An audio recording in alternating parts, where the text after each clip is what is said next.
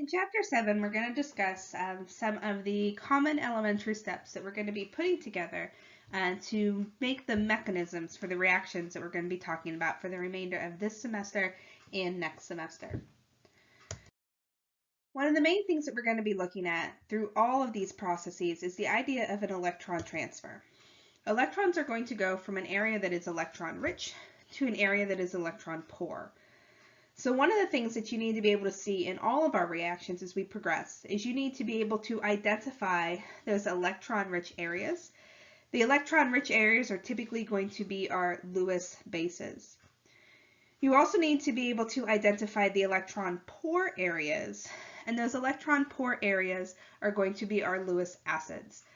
So remember, Lewis acid-base chemistry is the electron transfer. Bronsted-Lowry definition transferred protons, where our Lewis definition transfers electrons. And we're going to see that almost all of our elementary steps fit into this electron transfer, where if we can identify the electron-rich area, we can identify the electron-poor area, you can actually predict almost 90% of the mechanisms we're going to be doing throughout the rest of organic chemistry. So if we just look at this in the context of our acid-base reaction, we can still even look at our typical Bronsted definition of our acid-base chemistry. We can still look at this in the context of an electron transfer. And it still falls under our definition of Lewis base and Lewis acid. The Lewis base, the electron-rich area, are those lone pair of electrons. Those lone pair of electrons are going to be donated into an electron-poor species. And it's that hydrogen that is electron-poor due to the electronegativity of what it is paired with. So remember, we talked about all those acidic protons are partially positive because they're going to be connected to something that is pulling electron density away from them. So we can still even look at our Bronsted-Lowry definition falling under our Lewis definition as well, where we see this electron transfer from the base to the acid. Once we have that electron-rich identified, we have the electron-poor identified, and we have formed that new bond, we can then predict what any of those products are going to be. Or in this case, it was that A- and the HB+. So again, the key is really going to be, as we go throughout all of these reactions and all of these elementary steps, is identifying what is electron-poor, what is electron-rich, and coming up with a way to connect those two areas together. Typically, in most of our mechanisms, we're going to ignore those spectator ions. Things that are most common are going to be things like those sodium ions, potassium ions. Typically, in most of our mechanisms, we are going to ignore them, which means that we're not always going to be dealing with neutral reactions, that we will oftentimes see charged particles within our reaction, that we may generate positive charges and maintain that positive charge or negative charge throughout the entire mechanism. So kind of keep that in mind, that for the most parts, we will typically be ignoring spectator ions, and we're really going to be focusing on the organic aspect of our reactions and our mechanisms. So I want to talk about some of the species that we are going to be seeing as we progress throughout all of our reactions. One of the types of species that we're going to be talking about are going to be organometallic species. These are species that contain a metal bonded to a carbon atom. So we're going to see things like alkyl lithiums, where we have our R group or R chain, and it is going to be bound to a lithium ion. We're also going to see Grignard reagents. Grignard reagents are going to be alkyl magnesium halides. So the way these reagents work is we're going to take our R group, our carbon chain, and we're going to attach that to a magnesium, and that magnesium is also going to have a halide associated with it as well. So remember, magnesium has the +2 charge, so we pair it with an R group, and then we'll also pair it with a halide to make sure that overall it is neutral. The typical halides that we're going to see are going to be things like chloride and bromide and iodide for our Grignard reagents. We'll also see some Gilman reagents. Gilman reagents are going to be lithium dialkyl cuprates. So with these ones, we're going to have our copper, and that copper is going to be paired to 2 R groups. That is our dialkyl cuprate. Overall, this is going to have a negative charge associated with it that is going to be paired with a lithium cation to overall make our Gilman reagent neutral. All of these, we're going to treat that carbon atom that is bound to the metal as being a negative charge or having a partial negative charge associated with it. So we really are going to treat this more as a carbanion when we get ready to run our reactions. So this is one of the ways that we can make that carbon species very electron rich. By generating one of these organometallic species in solution, we generate a very electron-rich atom or carbon atom that we can then use in our reactions to react it with something else that is electron poor. So we'll be seeing these organometallic species show up periodically throughout our reactions and mechanisms for the rest of the semester. We're also going to talk a little bit about hydride reagents. Hydride reagents are going to be reducing agents for us, and we have two that are going to be very common. One of them is going to be lithium aluminum hydride. So with our hydrides, we're going to have 4 hydrogens attached to our aluminum. So overall, this has a negative charge. And then we're going to pair that with a cation to make sure that overall it is neutral. So this is our lithium aluminum hydride. We're also going to see sodium borohydride. So we're just going to replace the aluminum with a boron. And again, it will be attached to 4 hydrogens, overall have a negative charge, and then we're going to pair that with a sodium cation. So this is our sodium borohydride. With these ones, since the hydrogens are attached to the metals, the aluminum and the boron, we really treat these as hydrogen anions in solutions and in our mechanisms. What they really produce for us is that H- with the lone pair of electrons. So these are good reducing agents because we have that H-. This is what becomes the electron rich. The hydrogen becomes the electron rich species in our reaction, and we can use it to react with other electron poor species. So the next few things we're going to be talking about are going to be some of those elementary reactions that we're going to be seeing. And oftentimes we will put multiple of these elementary reactions together to produce an overall reaction that we'll be looking at. So one of the first mechanisms you want to be familiar with is what we call an SN2 mechanism. The S stands for substitution, the N stands for nucleophilic, and the 2 stands for bimolecular. So we call this a bimolecular nucleophilic substitution reaction. What we mean by bimolecular is that there are going to be 2 molecules reacting together at the same time. So bimolecular always means 2 from our rates of reactions from your freshman level chemistry course. When we talk about this nucleophile, a nucleophile is going to be an electron-rich species. So as we're identifying electron-rich and electron-poor species, we're always going to call that electron-rich species the nucleophile. It is nucleophile-loving. It's just what we're going to be looking for. Typically, these nucleophiles are either going to have a negative charge associated with them, or they're going to have a lone pair of electrons associated with them. They're going to have something that makes them electron-rich. We're then also going to talk about an electrophile. The electrophile might be called the substrate as well. And the electrophile or the substrate in this reaction is going to be an electron-poor species. That electron-poor species is typically going to contain a leaving group for us. The leaving group is going to be a conjugate base of a strong acid. It's going to be something that can leave our molecule and leave as a stable species. And oftentimes it's going to leave with a negative charge. So we need to make sure that it is something that is stable with a negative charge. So if we look at an example of an SN2 reaction and mechanism, I'm going to take the hydroxide anion and I'm going to react it with a carbon atom that is also attached to a halogen. So if we think about this, we've got chloromethane. So with this, I have a nucleophile, and hopefully you can identify the nucleophile as being that hydroxide ion. It's negatively charged, it's highly electron rich. If we then look at the chloromethane, that carbon atom is electron poor. Because chlorine is such an electronegative atom, it is pulling the electron density away from that carbon atom, that carbon atom is electron poor. So what we see in this SN2 reaction is the nucleophile, the electron-rich species, is going to form a bond with the carbon atom, the electrophile, the electron-poor species. At the same time that we produce this bond, we're going to see a bond break between the carbon and the chlorine. That chloride ion is really what's behaving as the leaving group. It is leaving the electrophile, it is leaving the substrate, and it's going to leave as a stable negatively charged compound.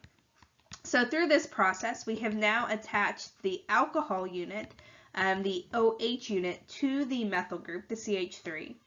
And we also have the chloride ion that behaved as our leaving group as a separate species. So we have a nucleophile, we have an electrophile, and we had two molecules react at one time in this SN2 type mechanism. Two other types of reaction mechanisms, elementary steps that we're going to see are going to be coordination and heterolysis. Coordination is going to be a bond forming process, and that's the only thing that's going to happen. Where we're going to take the electron-rich species and it's going to add to an electron-poor species. And we're only going to be looking at the addition, the formation of a bond. So this might be something where we've got that lovely carbocation that we talked about in chapter 6. It is definitely electron-poor. We're going to take still that same hydroxide unit that is highly electron-rich with the 3 lone pairs and the negative charge. And we're just going to form a bond between the two. So now when I look at this species, I've got the OH that is connected to the carbon atom, and that carbon atom still has 3 R groups associated with it. So we have lost all the charges. We've lost the negative charge, we've lost the positive charge. We have formed a new bond and made a neutral species. This is a coordination process. The heterolysis process is then the bond breaking process only. So in this process, we're going to take a species and something is literally going to leave it. We're going to break a bond. So oftentimes those leaving groups that we talked about with the SN2 reactions, sometimes those leaving groups can just leave. So these would be any groups that can stabilize that negative charge when they leave our substance. So if we look at this process, we're just going to break the bond between the carbon and the iodine. We're then going to generate that carbocation, and in this case, the way that I have it drawn, it's that tertiary carbocation that is very stable, and then we would have the iodide ion as well.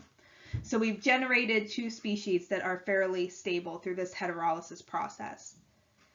These 2 processes, coordination and heterolysis, they usually occur in multi-step mechanisms or multi-step sequences, where we have heterolysis happen, we form these 2 intermediates, and then we have a coordination happen, a bond forming process happen to get to our final process or product. So these 2 reactions typically occur in conjunction with each other. The next reaction is going to be an E2 mechanism. This is a bimolecular elimination. So bimolecular, once again, meaning we have 2 compounds that are going to react together at the same time. And elimination, we're going to eliminate some parts of our compound. So in this E2 mechanism, we have our substrate. The substrate contains a leaving group and a hydrogen atom on an adjacent carbon atom to that leaving group. So what we're going to see here is that we've got this electron-poor carbon atom that has the leaving group associated with it. But because of the leaving group, we also have this hydrogen that is a little bit acidic for us. So what we're going to see in this process is we're going to have a very strong base be present. That very strong base is going to be the electron-rich portion of it. And we're going to take advantage of the slightly acidic hydrogen atom that we have on our molecule because of the very good leaving group. So when we look at our substrate, we have to look at 2 carbons. One of our carbons is going to have a hydrogen on it. An adjacent carbon is going to have a leaving group on it. And again, that leaving group is something that is very good at leaving, and when it leaves, it stabilizes that negative charge that it leaves with. We're then going to take a very strong base. So I'm not going to use a neutral base. I'm going to use a base that has a charge associated with it. So my B with the lone pairs, and it's got a negative charge as well. And what ends up happening through this process is the base is going to take that hydrogen lone pairs is going to go to form a pi bond, forcing the leaving group to leave. So in an elimination process, what we really end up generating organically is we end up generating a pi bond. We have eliminated from our original substrate the hydrogen and the leaving group. They've left. They've both been eliminated from that compound. So we have generated a double bond. We have generated a pi system. We then also have left our BH, so we have our neutralized base, and we would still have our leaving group that would have the negative charge with it as well. So this is our E2 mechanism. Bimolecular, two molecules, the base and the substrate, reacting together to eliminate part of the groups from the substrate. We're also going to have nucleophilic addition. In nucleophilic addition, we're going to take that nucleophile and we're going to add it to a polar pi bond. So the nucleophile, once again, is going to be that electron-rich species that we had. And in our polar pi bond, we have an electron poor portion. So remember, anything that is polar, typically with these ones, we're going to be looking at carbonyls. They have a polar pi bond where the oxygen is partially negative, but the carbon atom is partially positive. So we're going to take advantage of the partially positive portion of these polar pi bonds to do this nucleophilic addition. So in this reaction with our polar pi bond, and I'll just use that carbonyl as our example, I'm going to have my nucleophile that is electron rich, and it is going to attack the partially positive portion, or the electron poor portion, of that polar pi bond.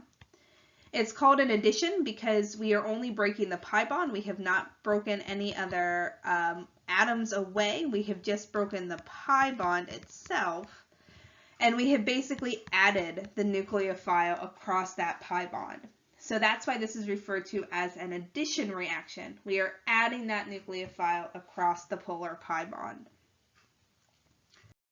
We can also see nucleophilic elimination, which is almost the opposite of our nucleophilic addition. In nucleophilic elimination, we're now going to form a pi bond from a lone pair of electrons, causing a leaving group to leave.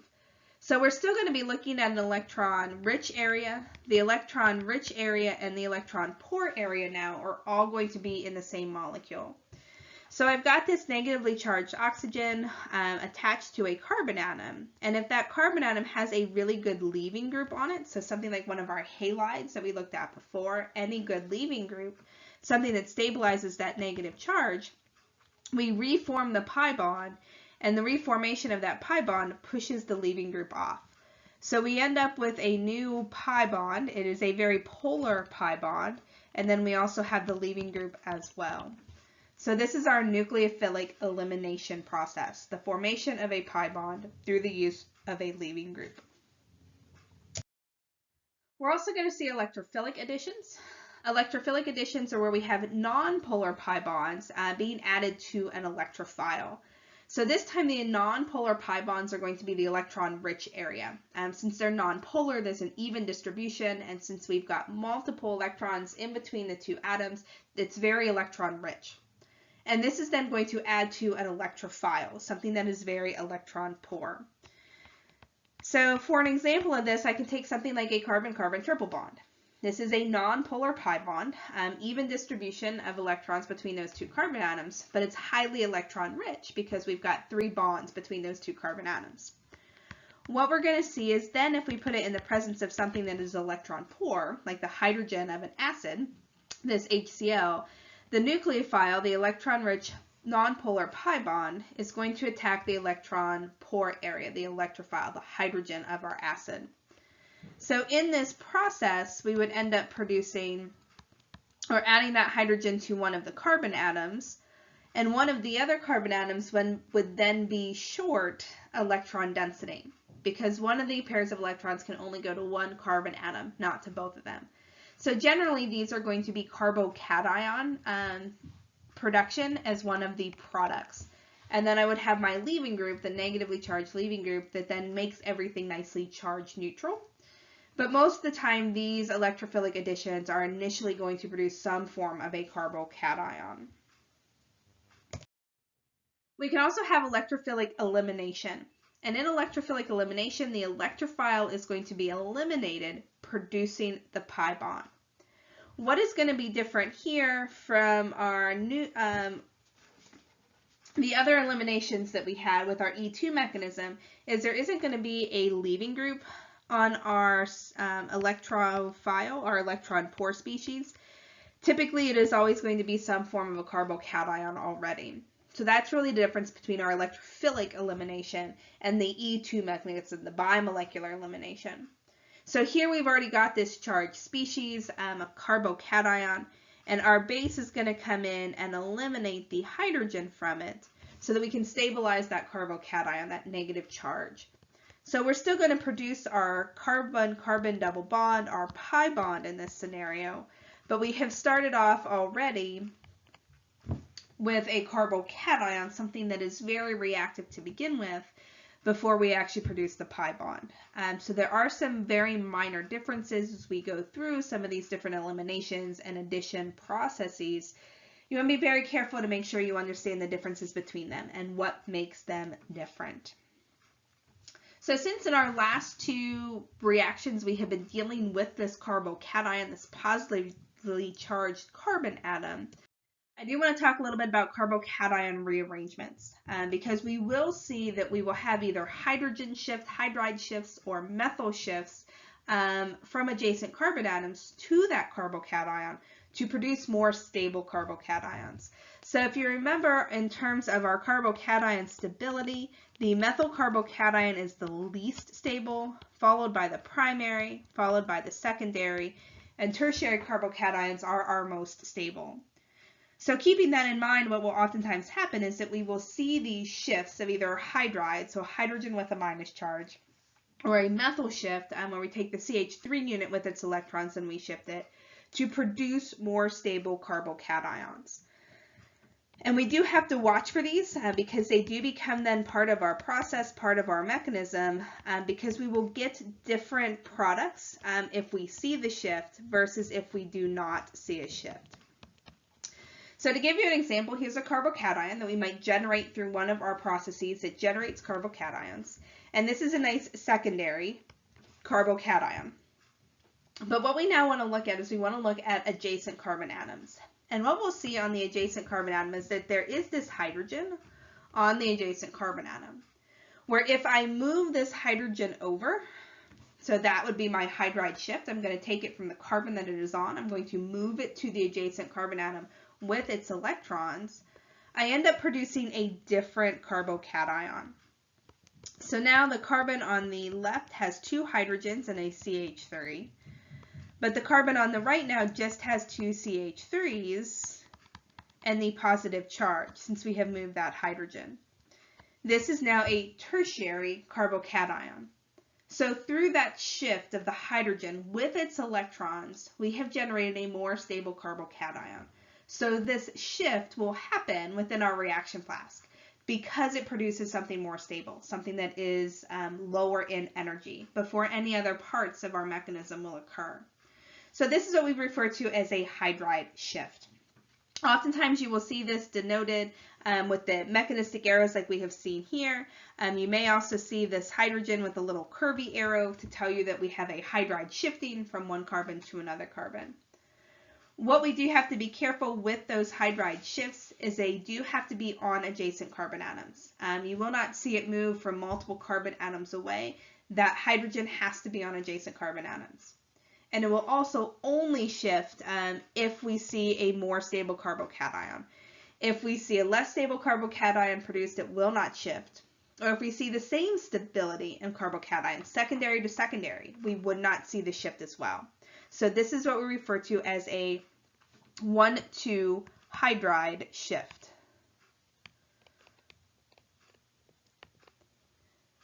But if you'll notice in the definition, it is not just the hydrides that can shift as well. We can also see methyl groups shift. So if I change up my compound just slightly, and on the carbon on the right, I'm going to put 3 methyl groups. The carbon on the left, I'm going to go ahead and leave 1 methyl group, 1 hydrogen, and the positive charge. The other thing that we can see shift is going to be a methyl group. So methyl groups are still going to be fairly small, relatively easy groups to shift with their electrons. So through this process, now the carbon on the left has 2 methyl groups on it and 1 hydrogen. The carbon on the right now has 2 methyl groups as well, and now it contains the positive charge because of that methyl group shift. So we started off once again with a secondary carbocation, and I ended up generating a tertiary carbocation.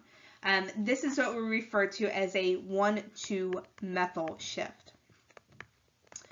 So again, you will want to look for both of these in our reactions and our mechanisms. Anytime you produce a carbocation, you always want to check the carbons on either side of it. And if we can move either a hydride or a methyl group and get to a more stable carbocation, we will see that process happen in our overall mechanism as well. So it's just something else that we will be watching for as we get ready to combine all of these different elementary steps together to generate our overall mechanisms. So I do want to talk also a little bit about the driving force of reactions. The driving force of reaction basically defines for us the extent the reaction favors the products. We looked at this with acid-base chemistry in terms of defining that we favor the weaker acid and the weaker base. We can do this for all of our reactions that are not just acid-base chemistry by looking at a couple of different things. We're going to see that we favor that the favoring of the products will increase with greater charge stabilization in the products. So if we can generate products that are more stable than our reactants, we're going to favor the products. The reaction will occur. So in this greater charge stabilization, what we're really looking for are formal charges closer to 0. So if I can generate products where the formal charges on all the atoms is equal to 0, it's going to be more stable than if I started with reactants that had formal charges. So we're looking for really at those formal charges, calculating those formal charges, and making sure we can get those formal charges as close to 0 as possible. Another thing that we would be looking at is going to be greater bond energy in the products. So this would be greater bond strength. So remember when we talked about bond strength, stronger bonds are shorter bonds. So triple bonds are stronger than double bonds or stronger than single bonds. So really looking at those bond energies and the bond strengths that we have. The problem that will oftentimes come into play, though, is that these two can contradict each other. So when the charge and the bond energy favor different sides of our reaction, it's the charge stabilization that is really going to dominate. And we will really go with that charge stabilization to help us predict which side is more favored if these two are opposite of each other. So if based on charge stabilization, we have more stable reactants, we're going to favor the reactants. If we compare these two and they're opposite, but the charge stabilization favors the products, we're going to favor the products. So really it's going to be that charge stabilization that will help us identify which side of a reaction we favor. One of the last things that I want to look at in this chapter is what we call the keto-enol tautomerism. And we will see this pop up in a lot of our reactions or our mechanisms. A tautomerization is really just the interconverting from one form into another form through a mechanism, through a process. But really the molecules stay the same in terms of the number of atoms that we have. We're just going to end up connecting those atoms in a slightly different pattern or slightly different organization. That's what we mean by a tautomerism. So we talk about our keto-enol tautomerism. We have two forms that we're going to interconvert back and forth between, the enol form and the keto form. An enol form is going to be a carbon-carbon double bond, and attached to one of the carbons of the double bond is going to be an alcohol. So this is what we refer to as an enol form, where we have the alcohol connected to an sp2 hybridized carbon atom. The keto form is going to be our ketone form, where instead of having the carbon-carbon pi bond, we're going to have a carbon-oxygen pi bond. And we're going to see that that hydrogen that was hooked to the oxygen is now going to be connected to a carbon atom. So this is really our keto form, what is coming from a ketone form. We will see in this tautomerism that the keto form is more favored than an enol form. So this would be our tautomerization going back and forth between these two forms, but we typically favor the keto form over the enol form. What makes it unique, though, is that oftentimes it's going to be the enol form that's going to react in a mechanism to allow us to get to our products. So we always want to make sure that when we're looking at ketones, that under certain conditions, we can also have the enol in solution as well. And sometimes it's that enol double bond that will end up causing our reactions more so than the keto form of the compound that we are dealing with. Under different conditions, we can also have what we refer to as the enolate anion. The enolate anion is going to be a charged particle. So for our enolate anion, basically it's going to be our acid-base chemistry, and we're going to remove that proton. So we can have the negatively charged oxygen atom, or just based on resonance, we can have the carbanion as well. It is oftentimes this process, this enolate anion, that is really going to be doing the reaction for us. Because if you look at this process, we really have two basic sites. We have the oxygen being the basic site, the electron-rich site, or we could have the carbanion being the electron-rich site, the basic site for us. So oftentimes what we'll be looking at in our mechanisms is we're going to be looking at this enolate anion reacting as part of our process to interconvert between the enol and the ketone form. I do want to walk through the mechanism on how we interconvert between the enol and the ketone form. This tautomerization can occur under acidic conditions or it can occur under basic conditions. So I'm going to walk through the acidic mechanism with you to kind of how we interconvert, we tautomerize in between the two forms. Part of your problem set will be to come up with the basic mechanism, how we go through this same keto-enol tautomerism, but under basic conditions instead of acidic conditions. So for my mechanism, I'm going to start off with the ketone form.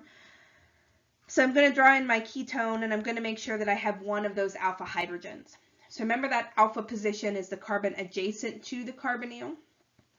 And then I'm going to be under acidic conditions, which means I'm going to have H3O plus ions in solution. So it's going to be important to recognize the types of conditions that we have, and this would be acidic conditions. Remember, basic conditions, you would have the hydroxide anion in solution. So in this form, what we're going to see happen first is we're going to have a protonation of the oxygen of our carbonyl.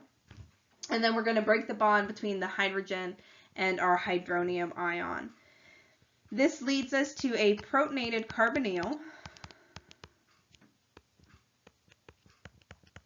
And this protonated carbonyl also has resonance, where we can put that positive charge on the carbon atom instead of on the oxygen atom as well. So this is where you want to keep in mind all the potential things that we can do with resonance structures in terms of moving the pi bonds and moving the lone pair of electrons. From here, we have also generated water in solution from our deprotonated H3O plus compound. So here I have the acidic proton. I've got that hydrogen that's on a carbon atom adjacent to the carbonyl. So I'm going to see my water pick up that proton. Those electrons are then going to go into the double bond that we were dealing with because of the positively charged carbon atom. So through this process, then we generate that carbon-carbon double bond, and we also have the OH attached to that bond as well. And then we have also regenerated our H3O plus ion that we had in solution. So this is our mechanism of how we can convert from the keto form to the enol form under acidic conditions. We can then reverse this process. So if I start off with the enol form, I can reverse this process under acidic conditions as well and get back to the keto form. So remember, in the tautomerism, we're really going back and forth between our two molecules. So in this one, my electron-rich area is going to be the double bond. That double bond is going to pick up one of the protons from our hydronium ion. So remember, in that process, this generates for us a carbocation. So that carbocation generation is going to be on the carbon atom that is attached to the oxygen. That way, I can take advantage of the resonance structures. So remember, if I can draw resonance structures, it helps to stabilize whatever species that we are looking at. So through resonance, I can put that positive charge on the oxygen atom instead of it only being on the carbon atom. So we see some resonance stabilization through the protonation of this alkene that we're dealing with. So from here, we have also generated water. So remember, we deprotonated the hydronium ion, so we have generated water. So now that water, one of those lone pairs can come up and pick up that hydrogen that is on the alcohol to neutralize that species. And through this process, then, we have gotten back to our keto form, as well as regenerating our H3O+. So once again, this is the acidic mechanism of converting the keto form to the enol form, or the enol form back into the keto form under those acidic conditions, so under H3O plus conditions. You need to make sure that you can do this process, this mechanism, under basic conditions, where we convert from the keto form to the enol form under OH minus conditions.